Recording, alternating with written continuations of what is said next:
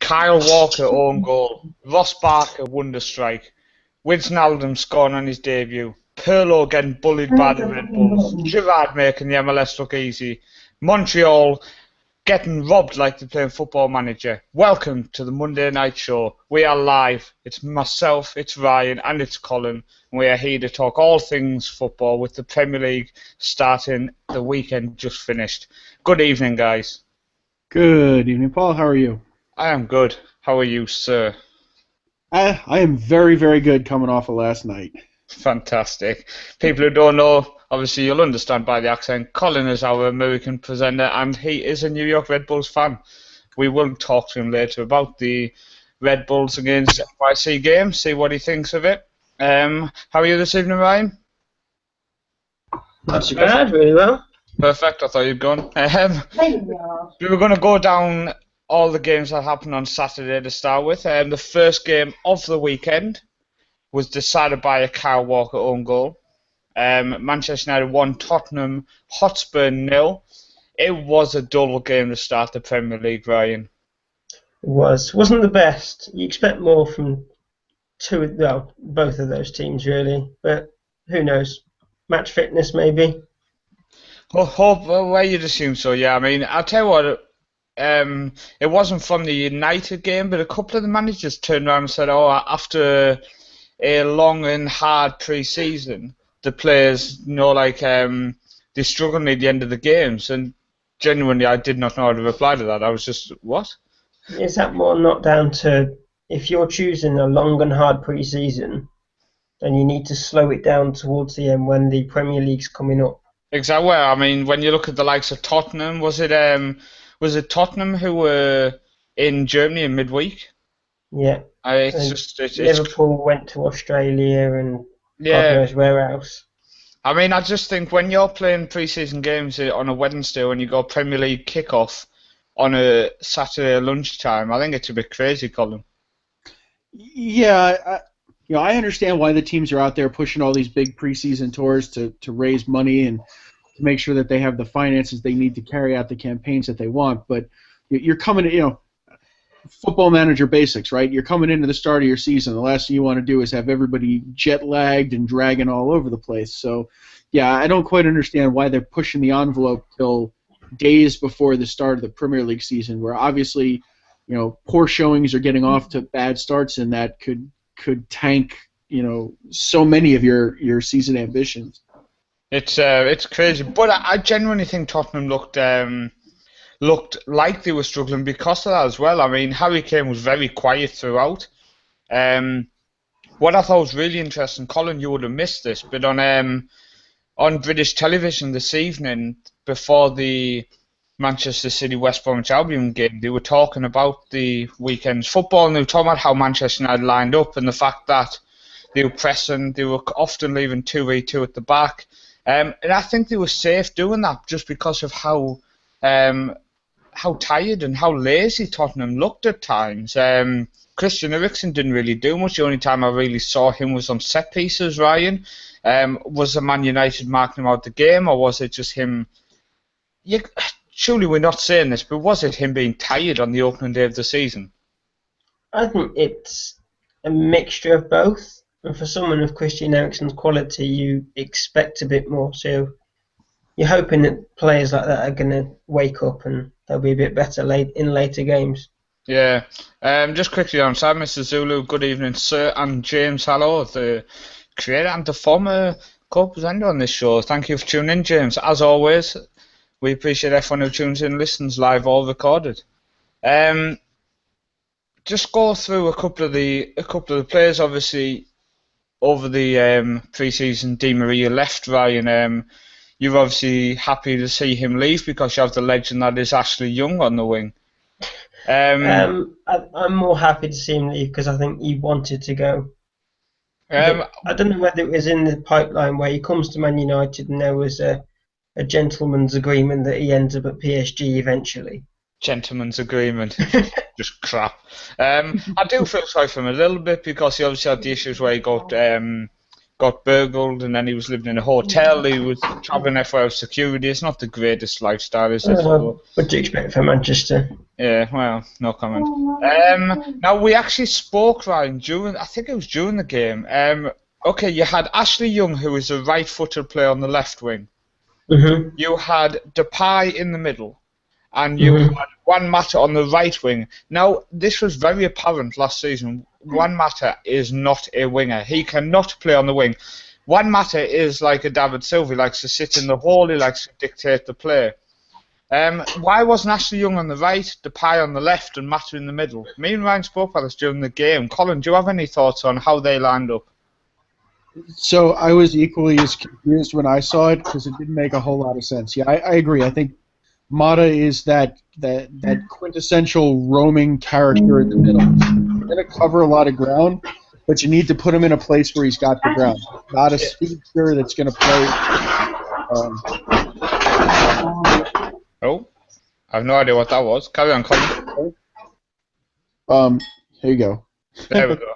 Go on, Colin. Carry on. He's not a speedster. He's not going to get up and down the wings. He's not going to be. He's not that type of player. Depay, obviously, they brought him in to be that guy, right? He's that winger. He's the speed man. He's there for crossing, for cut-ins. So why you'd stick him in the middle? I mean, he looked horridly out of place. You know, I caught the first 60, 70 minutes, 65, 70 minutes of the game, and he looked just so out of place. Well, you say if he went off just after that. Yeah. And then, and I don't quite understand sticking a winger out, with Ashley Young on that side with his foot going in the wrong direction, because he's going to be ineffective. He's not going to be effective crossing the ball and things like that without stopping, having to hold up, having to push back, and it's going to, it really stunts any kind of flow and fluidity to what's going on. So maybe Van Gaal's got some bigger, better plan than I can imagine, but I was struggling to figure out what the heck he was really thinking.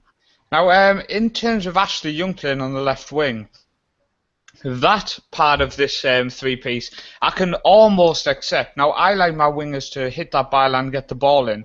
Ashley Young is 90% of the time going to cut back in first because of him being predominantly right-footed, but his left-footed crossing during the game was better than it was last season, so he has been working on that, which was apparent. Now, me and Ryan disagreed with this. He's obviously heard different things to what I've heard and what I saw last season. The games I did see of PSV last season, Depay was cutting in from the left wing, and he looked so fantastic on the left wing. As you say, playing in the middle, he just looked like he was getting swamped, and I don't know if it was just Tottenham saying, right, this guy's debut in the Premier League, make him feel the pace, make him realise the pace of the Premier League is a lot faster than people expect. So I would have liked to see him on the wing, and them two said, Ashley Young, look, I know you've been trying on the left wing, but we're going to move you over. Because sticking Juan Mata on the right wing, it's just not going to work. He just does not have the legs. He doesn't have the... I'm not going to say he doesn't have the desire to get back, because he's a good footballer and he does try, but he's just not a defensive-minded winger. Ryan, obviously you remember us talking about this during the game. Mm-hmm. I mean, obviously your thoughts as a United fan, I'm sure you're just happy you got the victory at the end of the day, so we're literally picking faults with a winning team. Yeah, it is. Yeah, I mean, we spoke about how Depay's coming in from the left, and from what I've watched, we may have watched. You say you've watched 15 games. I think I watched the game about 15 myself. So we've obviously watched a half season each of Depay, where you've seen him play on the left, I've seen him play attacking mid.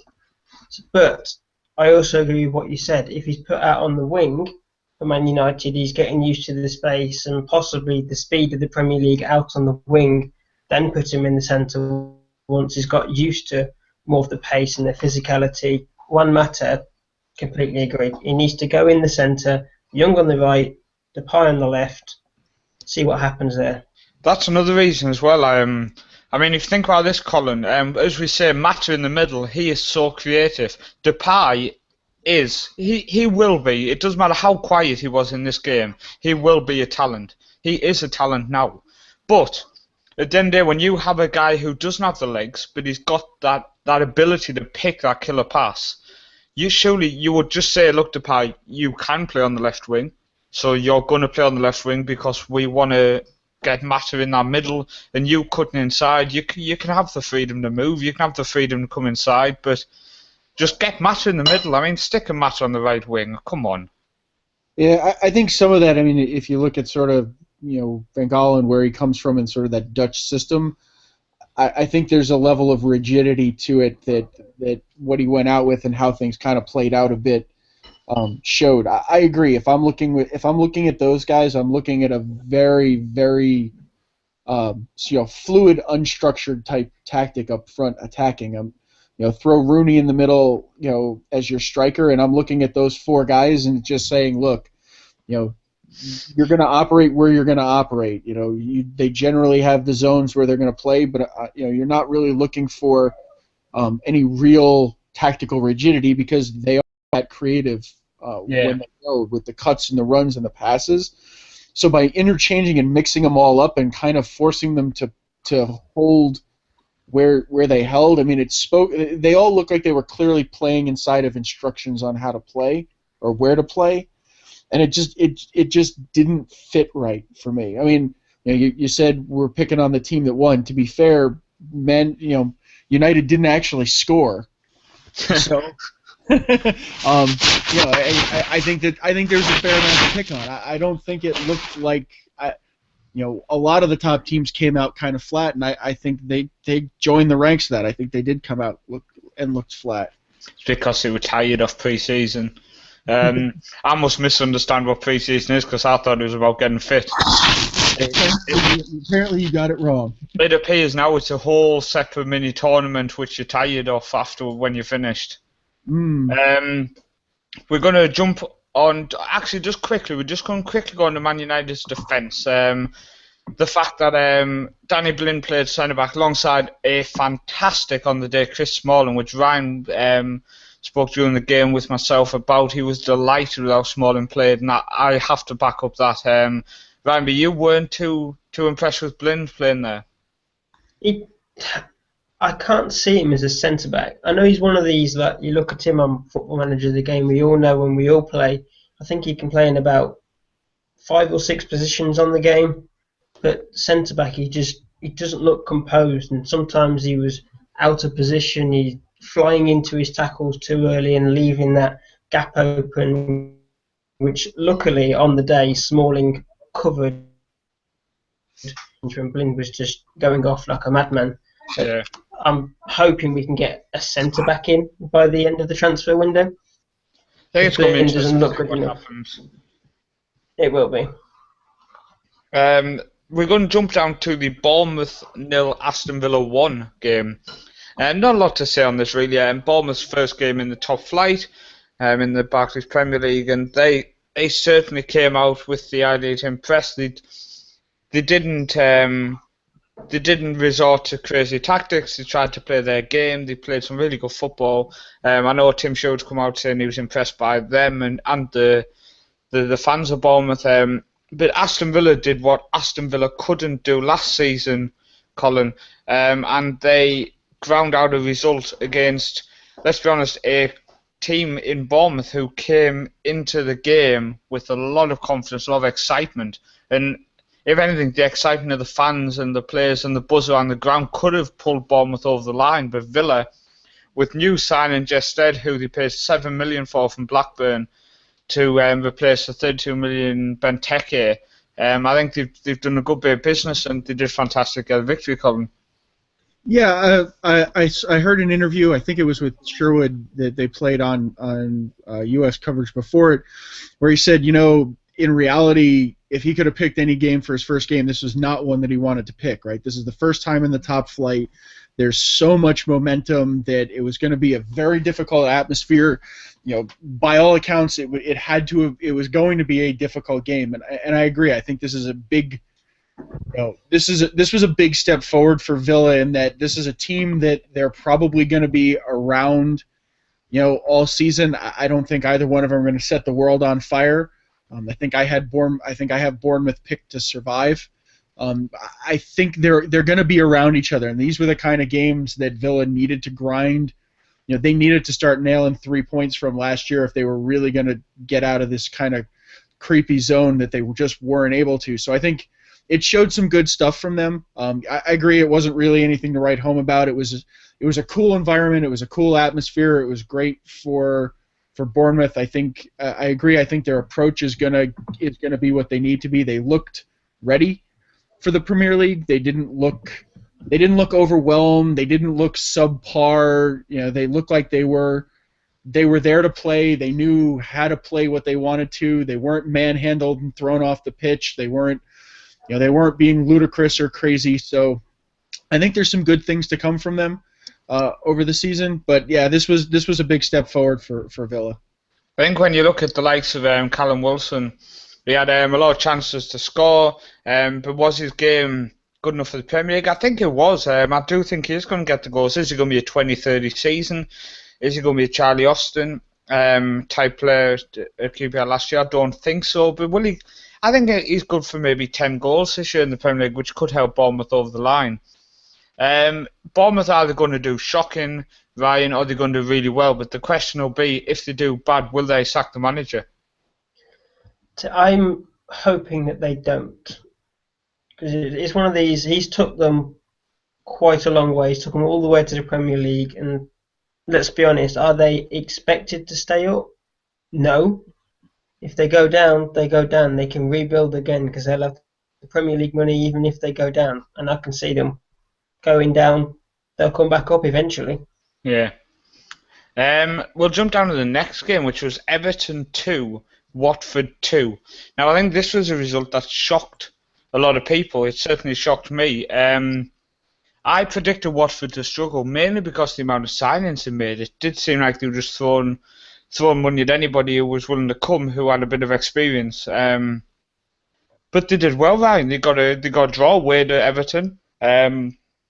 If it wasn't for Ross Barkley won the goal, they might have got away with the victory. They might have done. I think this is more, again, Watford come back to the Premier League. Not really much expectation, but go out there and guess exactly what they did. I think they did fantastic, Colin. I think I'm genuinely impressed with how they did. The fact that they got a point away at Everton, I think they can only push on from there. But I think if we go down, Colin, to the next game, I'm going to go to you first, which is Leicester 4, Sunderland 2. Now, try not to laugh too much when we talk about this game. Sunderland obviously going 3-0 down very early. Lee Cattermole got substituted basically due to poor performance, which is understandable. The penalty was a penalty or was a free kick? Either way, it was shocking defending. But yeah, they lost 4-2. Ranieri with the victory there. I think I was impressed. To be fair, I think this is the year Sunderland's luck runs out. They've snuck over the line the last couple. They've been really dreadful the last few seasons. They haven't really looked Premier League quality, and just by virtue of more, other teams being just a little bit worse, they've hung on. I don't think this year's going to be I don't think this year there is the year they're going to make it 3 in a row. I think they go down this year. That display was shocking. I mean, Leicester had a great finish to last year. They've done some things, but I wouldn't qualify them to be a wildly better team than they were. You've had 80 days, 90 days since the season last ended, so there's no emotional high in Leicester. They've cooled off. This is a whole start. There's no, the momentum, the week after week, momentum's not there. This was a pretty clean, fresh start, and they got just mashed into the dirt. So, it was. I don't see this being a good campaign for Sunderland. No, I mean, it's certainly pleasing to say. Very much so. As a Newcastle fan, I'm not going to shed a tear if Sunderland go down. And I think the question is, Ryan, will Dick Advocaat become the first manager to be sacked this season? It's crazy to think we already talked about it, but it happens. There's always that suggestion who's going to be the first one to go in the Premier League, and I can just see it being him, unless they can bring some signings in, which they brought Yamavilla in and he got sent off in a reserve game. So Yeah, I that saw that. that shows the sort of player that he is.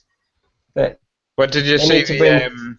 I just want to quote something he said. I don't know if you guys saw it, but when he joined Sunderland, he got asked why he joined Sunderland, and his reply was, "There's no expectation to win here, and I still get paid even if we lose."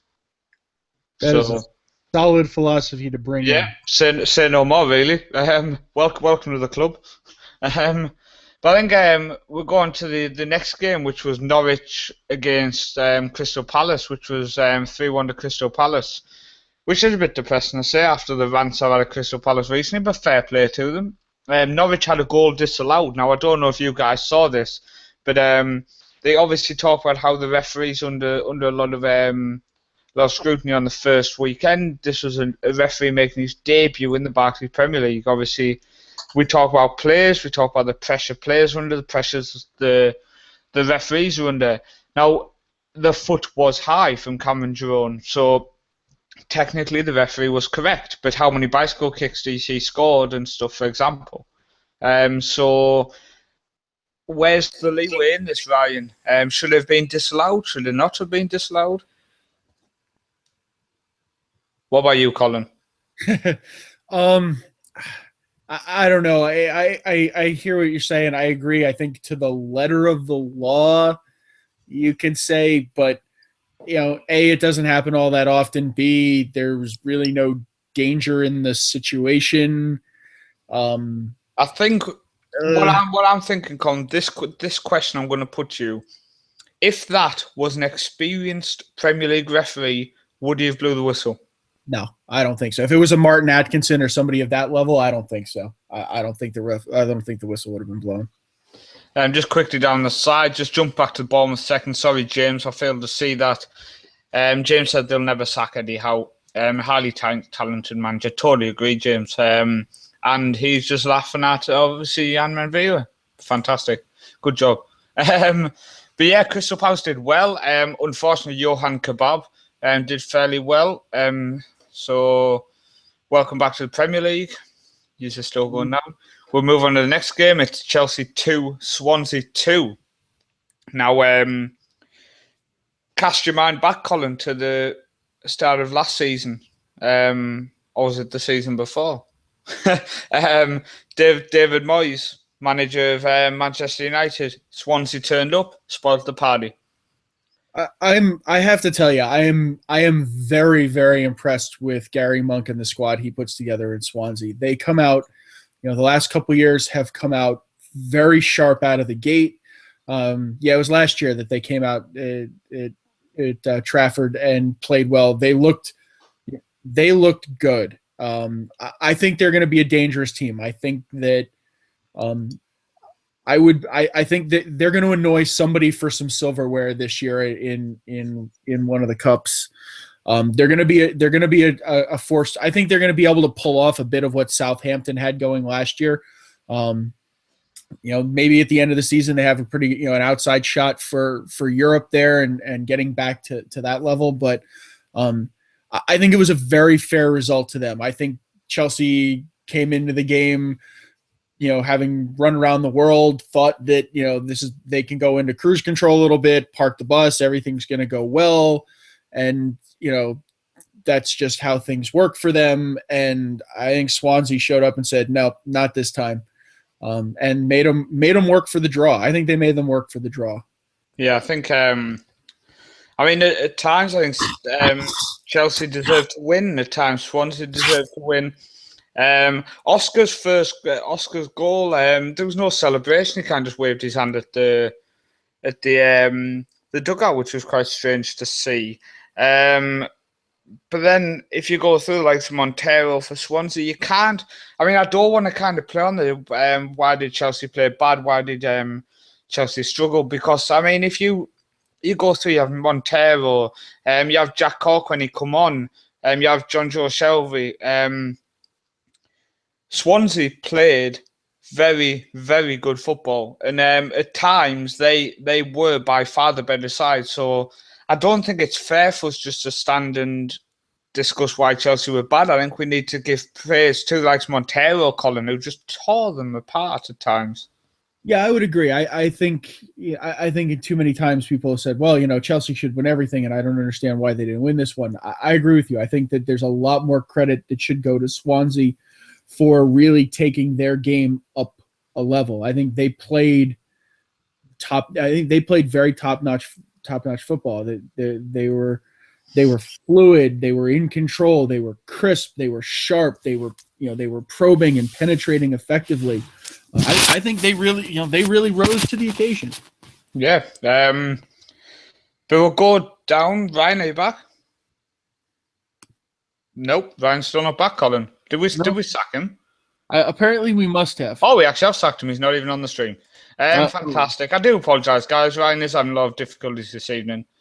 We're going to move on to the Arsenal-West Ham game. Now, you'll see in the title of the show this evening, the Premier League is back. Wenger out. Now, is that my opinion? No. Is that the opinion of many, many, many people on Twitter? Yes. So before we go on that, just quickly, again, James, I do apologise. Your comments on my screen jumped up so late. Manchurian Mind Games, what do you make of this? Pellegrini signs new contract the same evening Mourinho signs new contract. Mourinho slaughters his medical team, then Dele Van Gaal praises his medical team. Totally agree, James. Literally, totally agree. It's all mind games. We know this, don't we? And it is just amusing at times to watch, we can say. But Colin, Arsenal obviously lost to West Ham. I did not see this game, I can admit, because I was watching the mighty United. So Newcastle United. I was tag teaming, so I was watching this one on TV, and I had the Newcastle game on my computer. So I would do that, but I had the Newcastle game on TV and Football Manager on my computer. So we're going to talk about this. First off, young Reece Oxford, he got given his debut and he topped the passing percentage stats. What were your thoughts on his performance, Colin? I was very impressed to have he's what, 16, I think what they said, 17. To be at that age, to be on that field in that stadium in that atmosphere, and to keep your composure and put in a game like that, I was very impressed. That being said, I'm pretty sure if it wasn't for the West Ham fans through most of that game, you could have heard a pin drop at the Emirates. Wow. Well, I mean, they were probably all tweeting Wenger out because Twitter went absolutely insane. What's your thoughts on that, Colin? I mean, they've just won the Community Shield, and they won the FA Cup last year, retaining it. They're building a good squad, and they are genuinely just a striker away, in my opinion, from a very, very good squad. I don't think the likes of Giroud is good enough now to be a top Premier League striker. I don't think Walcott in the striker position is good enough. But to be calling for Wenger out, and then literally a week later they'll be heads buried talking about how amazing he is. Very fickle, Colin. Yeah, so I turned to my wife and I had to laugh at the end of this one. I said, well, the only difference between how bad the Arsenal game and how bad the Marseille game was that Bielsa left and quit his job after the Marseille game. I don't think so. I think Wenger should stay. I don't think he should go. He's obviously a top class manager.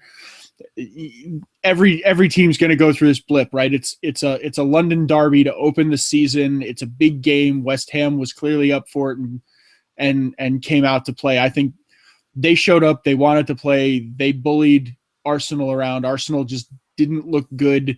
They took their chances, and when West Ham really got in control, I think the momentum really started to roll with them. And they took advantage. They controlled the game and did what they needed to do. So I think it was a good win for West Ham. Will they stay high on this one and Arsenal slug through the season? No, I still think Arsenal is going to be a title contender this season. All the big guns are going to slip. That's just the parity in the Premier League forces that to happen. I don't read too much into it. No, I don't think Wenger should get punted over it. No, I mean, if you look, they lost against Aston Villa last term, and we all know what happened there. But we're going to jump onto the Newcastle 2, Southampton 2. Now, where do I stand on this? At times of this performance, Newcastle looked like a Premier League side, which we did not look like last season. I feel sorry for McLaren because he kept going up into the stands to watch it, then coming down because he was angry, then going back up, then coming down. He did more running than some of the players. At times we looked really good, and at times we got absolutely dominated.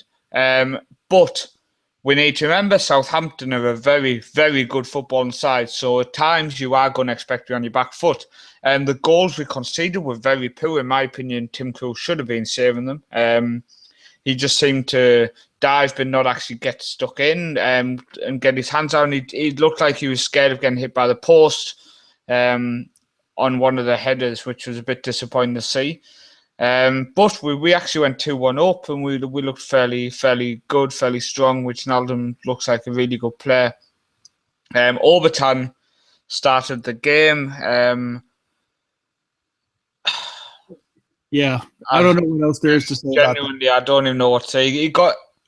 Someone said to me yesterday, "Oh, you got an assist."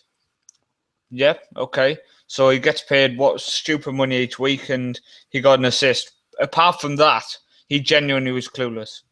Those times he was on the left wing, with the left winger still there, by the way. They didn't switch wings, and if they did, he forgot to tell the other winger. There was times he was up front. There was a point where Cisse actually pushed him away, as if to say, "Get back over under the wing." But it's again, as a Newcastle fan, I'm kind of programmed to rant. But we looked fairly decent for the first ever performance for our defenders as a back four together. Obviously with the new signings, really happy with that. Yes, we conceded it from two headers, but at the end of the day, we looked fairly decent. We looked like we held a good shape for periods of the game. So all in all, I'm fairly happy, Colin, to be honest. I don't know about yourself. As a Newcastle United fan from over the pond. I have to say that it was way better than anything we saw under Carver. So as far as I'm concerned, that's a giant leap forward. The headers, the goals they let in, they weren't worldies. There's work that's got to be done there. But I agree. I think the fundamentals, there were fundamentals missing all over the place last year. Defense was discombobulated. The midfield wasn't working together. There was no control. There was no idea, no idea that ever showed up out there. I think there was clearly an idea at play. They knew, how they wanted to work. That there was intent. There was intensity. It came and went at periods, but there was at least intent there, which I think is a huge step in the right direction. Just down the side, James, I do agree, James. He said more positives than negatives for the opening game of the season. Southampton, a top Premier League side, and a decent result. A game of 2 hours, definitely a game of 2 hours. And as you say, Southampton, a good side. So you do expect them to come under us at times, home or away. So really happy, I think. All in all, I'm fairly happy. Like I said, I don't think Overton should have been on the pitch.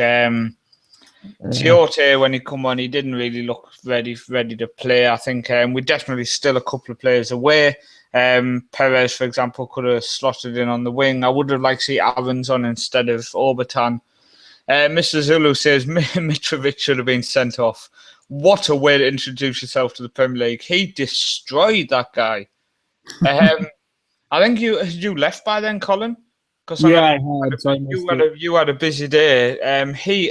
Mitrovic come on the pitch, and I think it was within the 30 seconds, the left back picks up a bouncing ball right on the touchline, and he just destroyed him. Yellow card, and genuinely could have been a red. It was so reckless, it was unbelievable. But I'm not going to lie, I applauded it, and I think my exact words were, "Go on, son." So fair play to him. At least he's showing that he cares. But we'll move on. Stoke City 0, Liverpool 1. Again, I'm going to say, Colin, this is like Aston Villa. Last year, this wouldn't have happened, and Liverpool grounded out a result. Yeah, I think this was a fairly lackluster affair that was interrupted by a brief moment of Coutinho magic. I suspect that that's going to be a storyline with Liverpool throughout the season. Is he's going to be the guy that gets leaned on for these little moments where the game is clearly not going in their favor and they need a result, and he's going to make it happen. I'm still a little baffled by the Benteke buy there. I genuinely thought he did well, Colin. I think he played well. What concerns me is that his game, he's absolutely at his top when he's getting aerial service from the wings, and that's just not the way Liverpool look like they're set to play, that they want to play. I think he played well, but I don't think he played 32 million well. But I think he played well. In the first half, my first thoughts with Benteke were that the ball was coming up to him, but they were giving it to him at his feet, and I thought he was laying it off quite well, to be fair, Colin. I think you've been a bit harsh. I genuinely think he was laying it off quite well. Yeah, I mean he's good, but I think if you look back right at his Villa stuff, he's really at his best with the ball coming in high. Definitely his best, yeah. He's playing, he's up in the air, he's muscling, it's headers, it's volleys, it's that sort of thing. And I just don't see that team set to exploit him in that way. Maybe Rodgers can rework him. I mean, I agree, he did look good, but he didn't seem to me like the guy that, unless somebody saw something on years of tape that the rest of us may have missed. Maybe Rodgers, maybe Brendan Rodgers did. It was a very different Christian Benteke than we were used to seeing. Yeah, just remember he's still young, so he can still develop. True. But what I will say is what I thought was really, really good and impressive to see was the Henderson and Milner partnership. And I'd love to know what people listening think about this. I genuinely think it helped the defence as well as the attack.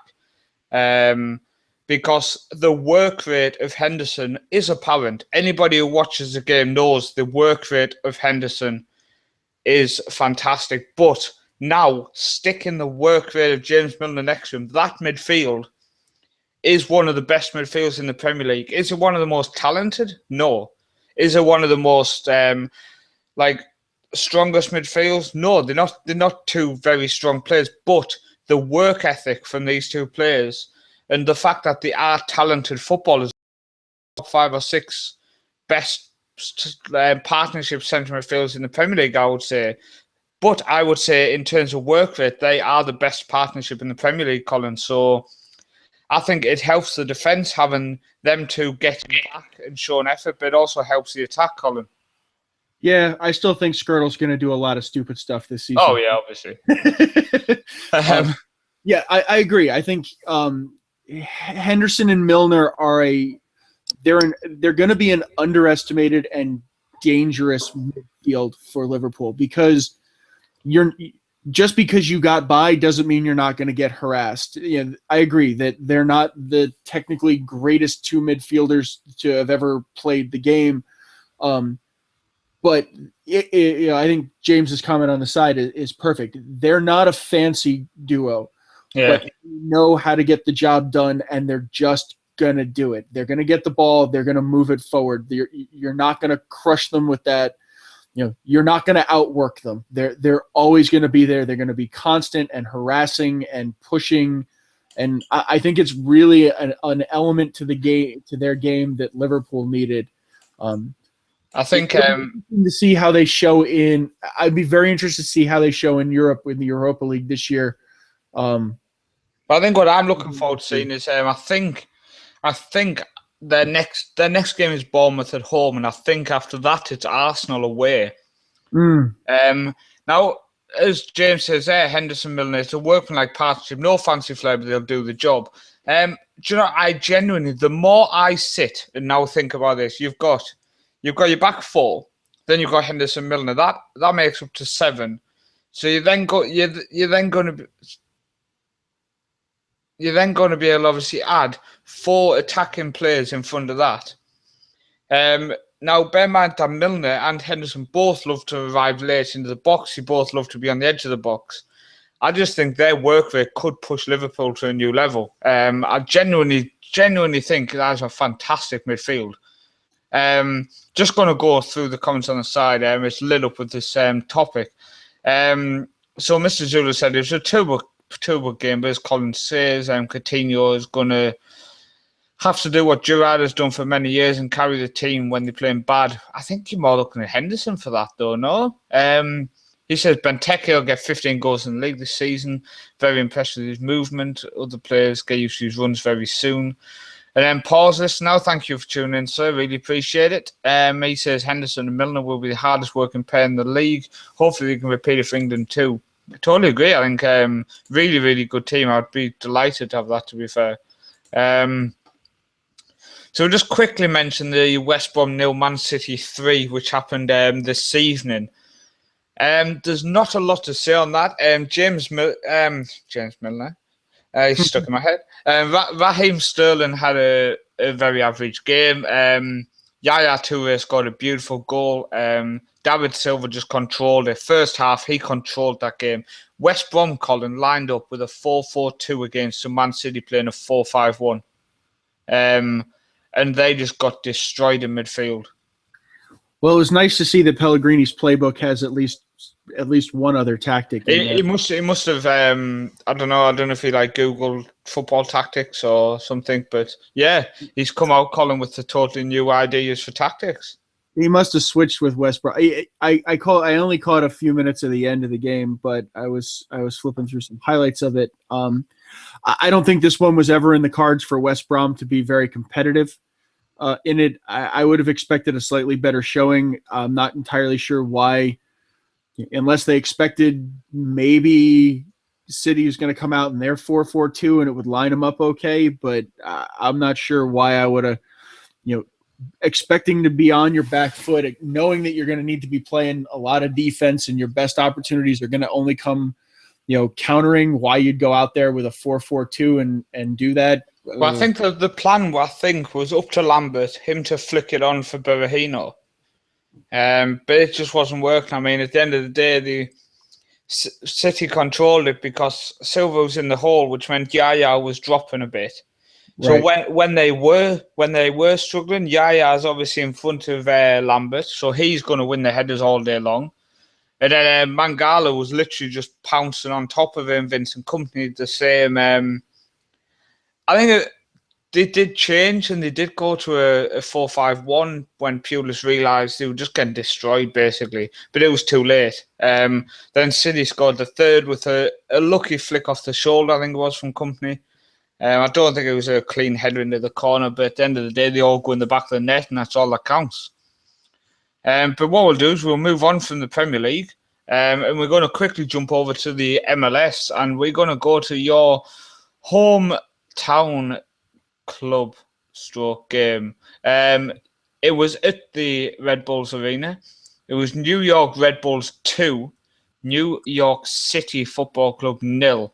Now, when you think of New York City, you think of Pirlo, you think of Lampard, you think of David Villa. When you think of Red Bulls, you think of Bradley Wright-Phillips, you think of Sean Wright-Phillips. Now, for people away from the MLS column, people who don't watch it a lot, which we see quite a lot in Football Central, people will make the sly remarks and say, you've got Sean Wright-Phillips, for example. But at the end of the day, you guys turned over New York City. You put Pirlo on his back foot. And in your opinion, Colin, the statement of the season, your opinion, Pirlo is finished. Yeah. So, and I was in a couple of a couple of different rolling comments on it, and I don't see Pirlo being a wildly successful player in MLS if the teams continue to play him how he's been played in the last couple of weeks. He just doesn't look like he's ready for the physicality of the league. The whole game, as soon as he touched the ball, somebody dumped him. He was being challenged. He was being hard. He was being pushed off of it. And you could tell after about the first 15, 20 minutes, he was rushing things. He was always looking around. It was very hurried. It was, passes were very off the mark. You could tell he was very unsettled. And I suspect a lot of teams are going to continue to play him that way. That New York City came in and said, we spend all this money, we're going to be a dominant force in Major League Soccer. And there are a lot of very young, very talented midfields that said, you know what, not on my turf. And they're going to take it to him. But I don't think he's going to have a very enjoyable 18 months if the league keeps playing him this way, because he's going to get battered all over that field.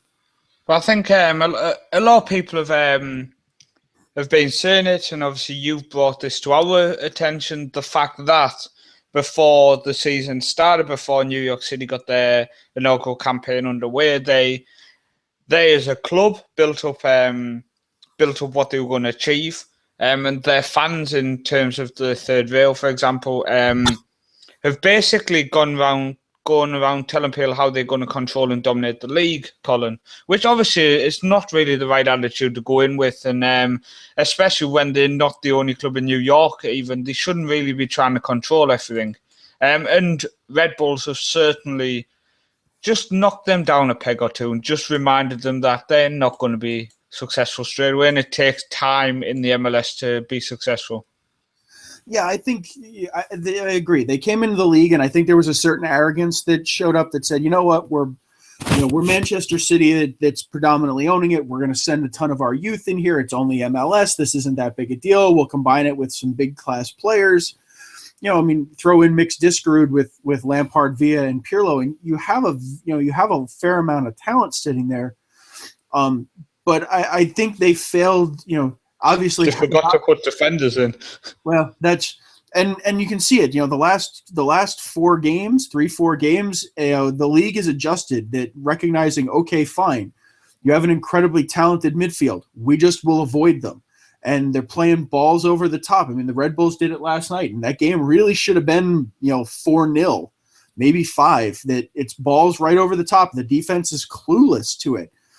Phillips, if his finishing could get a little better, there were balls over it. He had multiple opportunities. They're going to get picked apart. A lot of there's been a lot of push. I think the league's pushed back. That they kind of came in very, very arrogant, and now they're getting smacked around for it. I think, as we mentioned there, the fact they bypassing the midfield, which is it's a tactic to play when you're coming up against the quality. I don't think anyone's under any illusion that them players have talent. If you sit back and say, right, Pirlo, you touch the ball, then he's not finished. He could pass the ball at the age of 50, 60. Sure. But the idea is to obviously play an actual football game. If they pounce on him and pressure him, no one can perform if you constantly have someone on your back. And as you said, they're bypassing the midfield, and New York City's defense is terrible. It's the only word to describe them. Terrible. They genuinely are so bad, people. It is unbelievable. And we always said, every single week in the groups, on the shows, everywhere, watch the MLS. It is not what people think.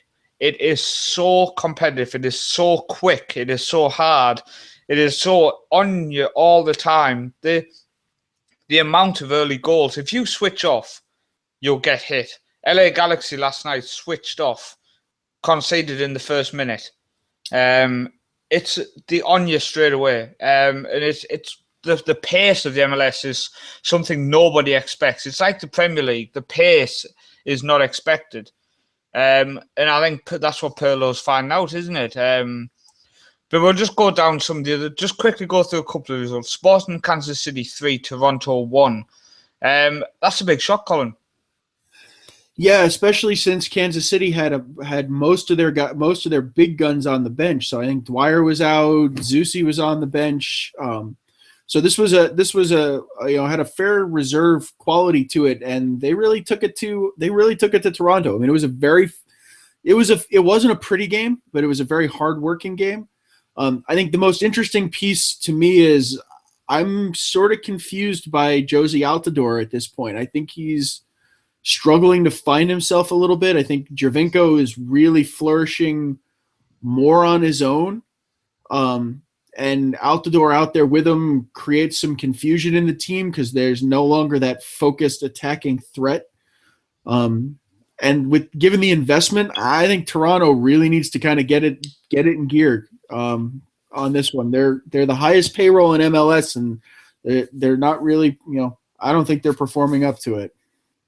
See, it's going to be interesting. I know. Is it Ole Gunnar Solskjaer is obviously linked with the managerial role, so it's definitely going to be interesting to see what happens there. Yeah, there's a lot of money on the line in Toronto for a playoff and an MLS Cup, and if they keep playing like they're playing, I don't think this is their year. Just go down. You got Portland Timbers 1, Chicago Fire 0. Sean Maloney's linked with a move away from Chicago already. Both, I will admit, I'm not the biggest fan of the way the Timbers play, and Chicago Fire. I don't really like their style of play. I think they're very, very one-dimensional. And I can actually see why Maloney would want to leave, because they don't seem to play to his or any strengths, really. I don't know if you've noticed this, Colin, if it's just my opinion, or is it becoming apparent to other people that Portland and Chicago do seem very, very dull?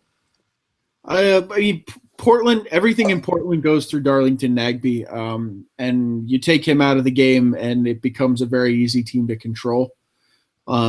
Chicago, yeah, I think Chicago's paying the price for their one-dimensionality, right? They're sitting in the basement in the East.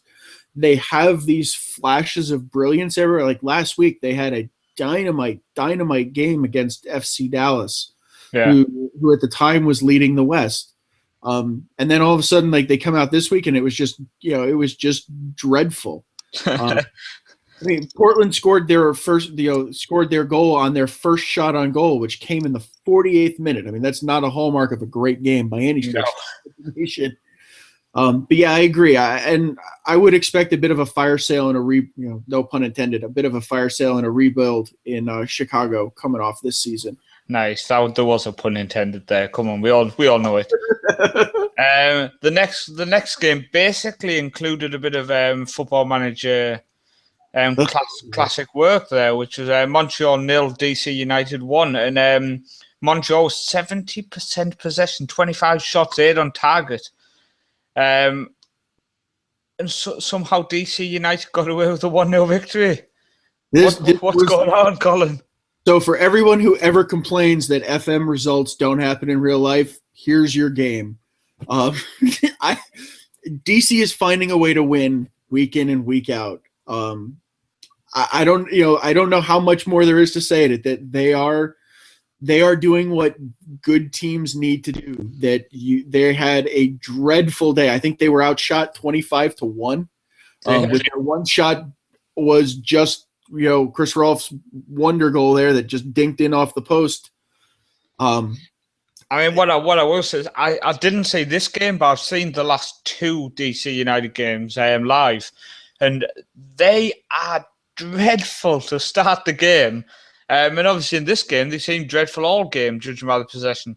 But somehow they managed to come back and win it. And at the end of the day, fair play to DC United. If they can actually fix the issues you've got in terms of just being shocking to start, they could end up just destroying everybody and going on and winning the MLS Cup at this rate. I mean, they're definitely the ones, one of the ones to watch. We're going to get to the ones to watch shortly, but just quickly, Colorado 1, Columbus 2. Columbus are an interesting side. I can't decide if I like watching them or not. Next one is Houston Dynamo 2, San Jose 1. Houston, obviously managed by Owen Coyle. 2-1 victory there. They definitely needed it. They've been struggling at the start of the season. They obviously knocked on the door now, the Western Conference playoff spots, Colin. Yeah, I think I like Houston. They've always been, they've had some good seasons, but they've been on the periphery the last few years. They have a favorable schedule. I mean, they have a big home game at the end of the month against the West leading Whitecaps, and October is just miserable with the Texas Derby. I think the Galaxy and Seattle coming to, having to play those guys. So October is going to be tough, but they do have an outside shot of sneaking into the Western Conference playoffs. So I'm hopeful. I think that they start putting some things together, and they may be a dark horse sneaking into that playoff race. I'm not sure they're going to go deep, but it would be nice to see them rattle the cage a little bit. See what happens. The next game was Vancouver 4, Real Salt Lake 0, which is a shock. Real Salt Lake obviously have Beckerman. It is Beckerman at there, isn't it? Yep. Yep. See, my knowledge is growing. Now, Real Salt Lake at the start of the season, they looked like a fairly good side. They're certainly not a bad side, but they got destroyed by Vancouver, who were having a very, very good 2015, Colin. The Whitecaps look very good. I mean, this was a big statement game. I think Vancouver is definitely for real this year. If I'm an RSL fan, I'm starting to get a little nervous. That team, for the amount of talent and skill and ability that it has, is definitely underperforming.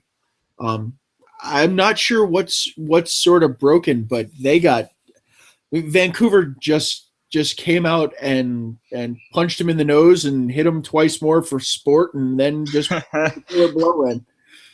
But I think the final game we're going to actually talk about is the LA Galaxy versus Seattle. Now, obviously, this is a game where I said Seattle came out. They scored, I think it was in about 40 or 50 seconds. But I think three names, Giovanni Dos Santos, Robbie Keane, and a Steven Gerrard, who made the MLS made this game in the MLS look like a Sunday League game. When he wanted to, he accelerated. When he didn't want to, Colin, he literally walked around the pitch and just controlled it. This was Steven Gerrard close to his best. He is getting better each week. Yeah, and it doesn't bode well for the rest of the league that LA is starting to hit this kind of fine form. They obviously are coming off of a championship season, so expectations were high. Yet Gerrard's looking more comfortable in the league and with the pace of the league. Dos Santos is obviously not a welcome addition to anybody else in the league on that. I mean, Robbie Keane is clearly a serious goal scorer, and you've got Giassi Zardes and Alan Gordon out there who are also clearly top-class goal scorers, and now to put another international with that kind of skill in there. AJ De La Garza, AJ De La Garza and Omar Gonzalez in the center back spots. I mean, you have a strong defense.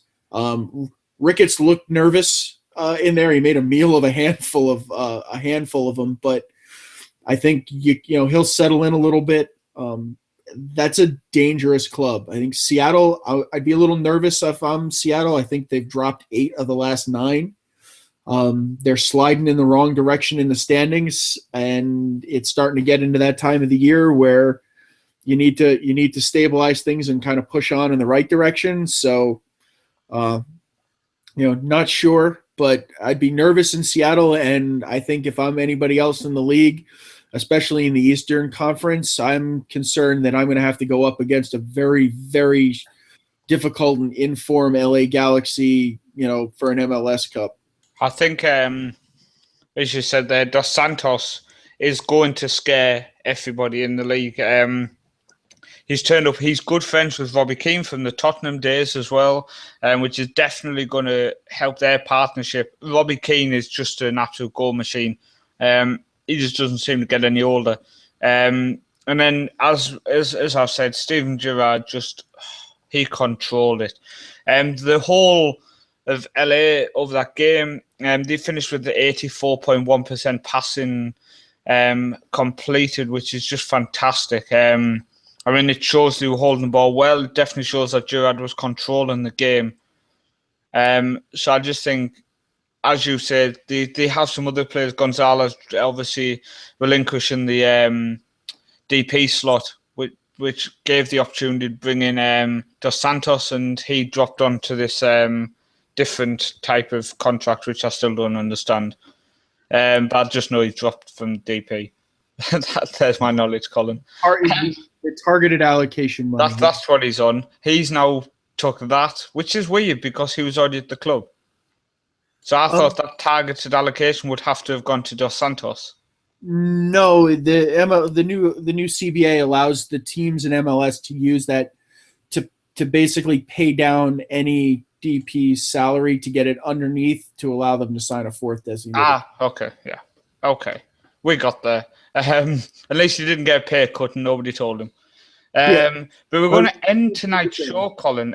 We have actually gone over by 15 minutes. We're just going to end by mentioning that Sky Sports in England, Colin, have been using the Football Manager stroke Prozone database when talking about players. I think there's a massive leap. Obviously, Prozone is a well-respected stat company, we can call them. And I just think it's fantastic that they're getting recognised. Obviously, they're using the Football Manager database. They've teamed up. Football Manager stats are getting taken a lot more seriously. They're obviously getting used by scouting. The players are getting to scout all over the world for Football Manager. So they obviously are getting respected now. I think that's the only way I was trying to think of a better way to describe it, but it is just fantastic that it's getting recognised. Yeah, no, I think it's a really good thing. I mean, obviously, for those of us who have played the game, that it's a very, very nice way to display and analyze and categorize players, and it's a system that you would expect to see in a real live scouting situation. So to have all this information and this wealth of knowledge already out there is pretty wild. I think it's very akin to what we see in the NFL in the U.S. with the Madden franchise and its use in sort of simulation and analysis and attribute characterization. So I think it is a great step forward, and it'll be fun to watch all season. Definitely. Just quickly, Mr. Zulu said, where's Gerard playing? He seems to be playing in the number 10 role. But with Dos Santos coming in, obviously they're now moving to Buffon. He is dropping them more of just a normal centre midfield role. But he has got the freedom to push on. He's not doing a lot defensively, but he is covering back a bit more than he did the other week. But yeah, that's it for tonight's show. We have gone on. Ryan has messaged me, sent his apologies to some issues at home. But me and Colin hopefully kept you guys entertained. I hope you enjoyed it. And we'll all be back next week, Colin, for next Monday's show. Absolutely. Looking forward to it. Perfect. Goodbye, everybody, and thank you for listening.